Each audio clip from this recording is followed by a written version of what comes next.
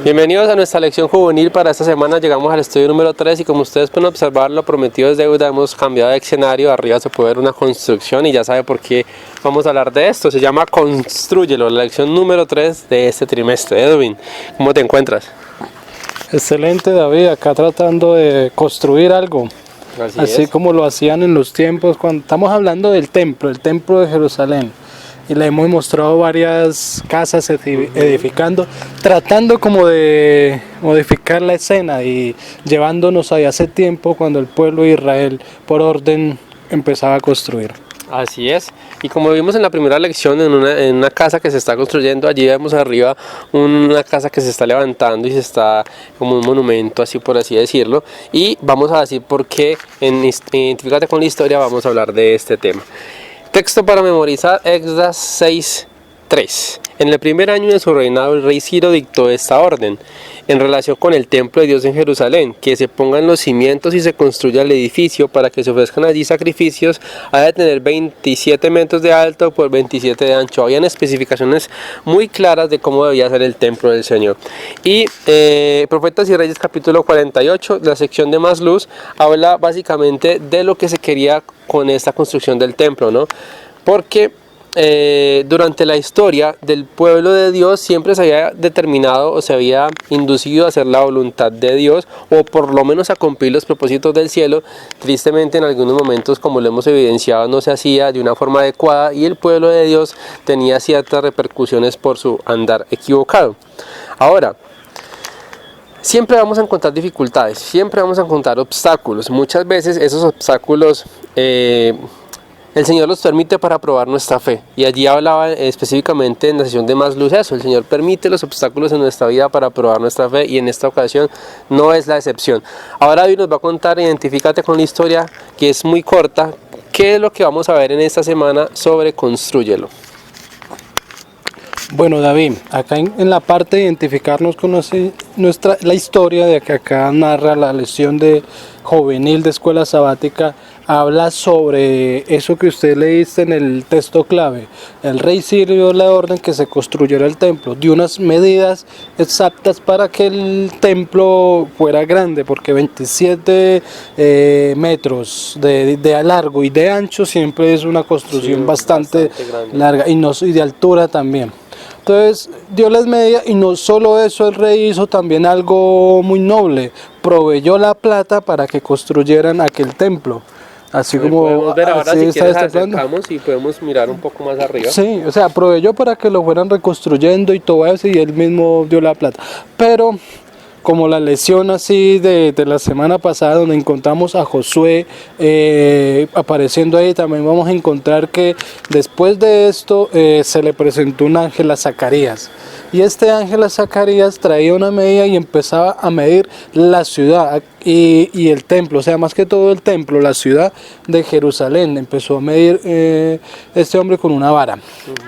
Allí le da unas medidas y después le aplican la visión, le dice el ángel que el mismo Dios habitará allí, y cuando habite en esa ciudad, la gloria resplandecerá aquella ciudad. O sea que más o menos lo que se está viviendo, lo que se vivió en esos 7 semanas, o sea, en esos 49 años de la reconstrucción del templo, se está viviendo en estos momentos en el reino de los cielos. Jesús está ya construyendo la ciudad y va a cumplir la promesa que dio en San Juan 14, porque voy a mi Padre a preparar lugar para ustedes, para que yo donde esté yo, ustedes también estén.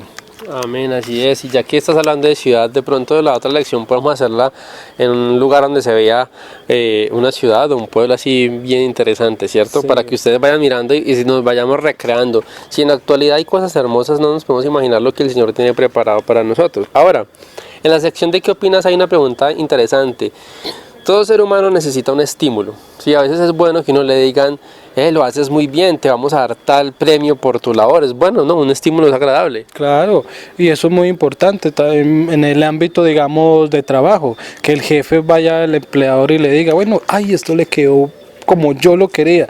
Entonces eso estimula al trabajador para que se esfuerce más en sus cosas. Exactamente. Bueno, y aquí en esta sección de ¿qué opinas? Hay ciertos aspectos que se hablan con respecto al tema de los padres. Frases interesantes en el aspecto personal y en el aspecto familiar. Por ejemplo, que nuestros papás nos dediquen o que les dediquen tiempo a escucharnos. Tenemos un problema y que se siente, bueno, ¿qué te pasa? ¿Qué necesitas? Eso hace que uno tenga o sienta un estímulo. Otra frase es ayudarte a fijar metas para la vida. Cuando nos proponemos metas en nuestra vida, entonces automáticamente nos estamos estimulando. No, yo quiero tener una moto, yo quiero estudiar, yo quiero ser líder en la iglesia, y cuando voy cumpliendo los objetivos, eso es un estímulo también. Felicitarte regularmente por tus logros, sí, también algo importante. Participar contigo en algunas actividades favoritas que te gusten hacer. Es decir, que nosotros, lo que quiere decir aquí, Edwin, es que nosotros somos los principales hacedores de los estímulos en nuestra vida. Si queremos algo y lo podemos conseguir, lo podemos hacer. La mente juega un papel muy importante en eso, con los aspectos positivos o con las palabras positivas que nosotros mismos nos podemos decir. Y lógicamente, si tenemos una mente positiva, digamos emprendedora, pues vamos a compartir no sé, palabras agradables a otras personas, ¿cierto? Que también podemos compartir eso. Entonces la sección de ¿qué opinas? Nos habla sobre eso, los estímulos, que son muy importantes, no solamente recibirlos, sino darlos. A veces una persona necesita una palabra de aliento y es bueno que nosotros podamos identificar eso y hablarlo y decirlo con ellos. Bueno, en Explica la Historia hay unas preguntas para complementar lo que Edwin dijo ahora con el tema principal del Constrúyelo allí, con lo que pasaba en el pueblo de Israel. Bueno, tres preguntas. Vamos a dejar nuevamente la lección en la caja de comentarios, en la descripción. No lo hemos dejado en las anteriores por ciertos inconvenientes de tiempo, pero en esta vez sí las vamos a dejar todas para que ustedes vayan y las puedan leer. Pero vamos a hacer 2 o 3. ¿Qué consideramos especialmente interesante en el mensaje de Zacarías? ¿Qué es como lo que te parece más puntual y que podamos rescatar de lo que dijo allí Zacarías? Yo le voy a hacer una pregunta, David, para responder. ¿Le gustan los miradores? Los miradores, cuando uno se observa. Sí, uno va a lugares. Claro, es muy bonito. Por ejemplo, aquí en Sevilla, uno la divisa el valle de una forma muy bonita y uno contempla como la obra de la creación, y pues a mí me parece muy bonita la naturaleza y eso me parece. Sí. Entonces eso es lo que destaca más Zacarías allí, que ve al ángel y está midiendo y se va a construir una ciudad. Es una ciudad que él estaba viendo antes de construir, entonces eso es lo que lo motiva a Zacarías, y no solo a Zacarías, también nos debe motivar a nosotros. Hay construcciones muy bonitas, por ejemplo, yo me vi un programa, pues grandes construcciones, donde hay edificios, cosas que, qué bueno vivir allá. Y uno con su casita ahí de bareque, ahí con las cucarecitas ahí de vecinos, mentira. Entonces uno ve todo eso, qué hermoso, pero lo que Dios está construyendo allá, dice la Biblia, tiene calles de oro y las puertas tienen perlas, y a los lados, David, vamos a tener como un ponedor donde ponen sombreros y todo eso, colocámoslo así, un ganchito donde vamos a colgar nuestra corona que el Señor nos va a dar. Cosas que nunca nos hemos imaginado. Yo creo que si uno se imagina las hermosas cosas que uno ve en esta tierra, nunca nuestra mente ha llegado a comprender lo que el Señor nos tiene preparados. Ahora, ¿qué nos dice todo lo que acabamos de hablar, lo que acabamos de decir con esta sección del amor de Dios por la humanidad? Ahora ya situémoslo hoy en día, también haciendo como esa analogía o esa comparación. ¿Qué nos dice esto del amor tan grande que Dios tiene por la humanidad? Siempre hay un versículo clave en la Biblia que, digamos, nos muestra el amor que Dios tuvo por nosotros, que es San Juan 3:16, porque de tal manera amó Dios al mundo que ha dado a su Hijo unigénito para que todo en él crea no se pierda, sino que tenga vida eterna. O sea, su amor es inigualable. Yo me vi en estos, pues como lo han visto, yo soy fanático de la astronomía, y en estos días alguien sacó como como tratando de dividir el cielo, o sea, todo el universo que compone, que tiene lo observable. Entonces colocaban una bolita, porque pues dicen que el universo es tridimensional, entonces colocaban una bolita y arriba se veía lo que era el cielo, o sea, el centro donde está el Señor. ¿Sí? Bueno, y entonces alguien hizo un ejemplo y colocó pues el universo tridimensional, una bolita acá donde estaba todo lo que contenía el universo, y colocaba la parte del tercer cielo. Y entonces hacía como una referencia: este es el universo, este es el tercer cielo y este es el amor de Dios, o sea, más grande que las tres cosas. Entonces voy allá, el amor de Dios es inigualable, nosotros no lo podemos definir. pero siempre está dispuesto ahí para nosotros. El Deuteronomio dice que Dios es grande en misericordia y lento para la ira. Exactamente, yo creo que estas dos preguntas nos resumen muy bien lo que queremos tratar y darles el mensaje a ustedes en esta lección. Ahora en los puntos de vista quiero leerles dos que me llamaron la atención. Si deseas tener éxito en la vida, haz de la perseverancia tu amiga del alma. Perseverar, no desistir. De la experiencia un consejero sabio. De la preocupación tu hermana mayor y de la esperanza tu guardián. El mayor obstáculo para el progreso de la raza humana es la raza humana en sí misma. Entonces, como les decía ahora, nosotros mismos somos nuestros obstáculos cuando nos llenamos de pensamientos negativos, cuando no cumplimos metas, cuando nos encerramos en problemas, cuando no podemos avanzar, cuando alguien nos dice que no podemos y creemos que es así. Entonces, si nosotros nos planeamos y nos proponemos objetivos en nuestra vida, eso nos va a ayudar a los estímulos que les mencionaba ahora anteriormente, y creo que eso es muy importante.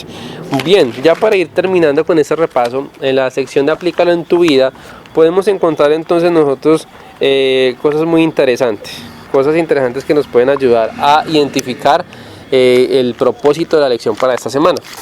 ¿Cómo logramos o cómo logras concentrarte en hacer lo que Dios pide cuando los demás ignoran sus indicaciones? Digamos que ya que haces parte de la junta de iglesia y estás en un proyecto con los jóvenes y has entendido y Dios nos ha dado el mensaje de hacer algo, pero hay ciertas personas que quieren hacerlo a su manera y olvidan las indicaciones de Dios. ¿Cómo podemos manejar esas situaciones? Mire que hoy estaba leyendo pues un libro que me parece muy bonito, que es es una introducción a los escritos de Elena G. de White, y un gran pionero de la iglesia, no solo pionero de la iglesia, sino del mensaje del séptimo día, o sea, el mensaje del sábado. Él empezó pues inspirado por el señor José Beis, a predicar sobre el sábado, y encontraron alguna oposición en las personas. Y entonces él llegaba y la persona que iba, pues no, esto no se puede objecionar pues con lo que él estaba hablando, entonces él le mostraba y le sacaba textos bíblicos y así los convencía.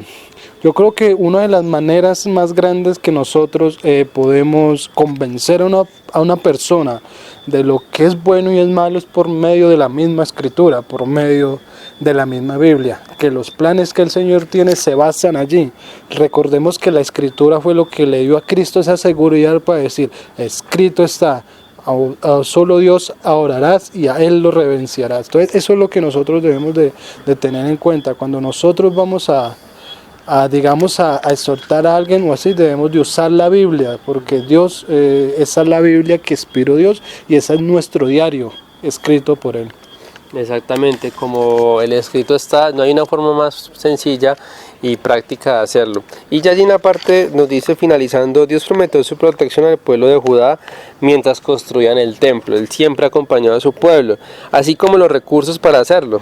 Ahora pensemos en algo, pensemos en nuestro futuro, ¿sí? Tu vida, nuestra vida, el lugar donde vayamos a estar, el lugar donde vayamos a proyectarnos, quizás en unos 10, 15, 20 años.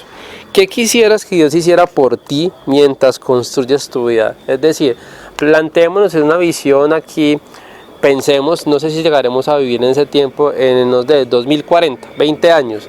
¿Cómo te gustaría que Dios te acompañara en ese trayecto? ¿Y qué te gustaría que hiciera por ti en ese trayecto?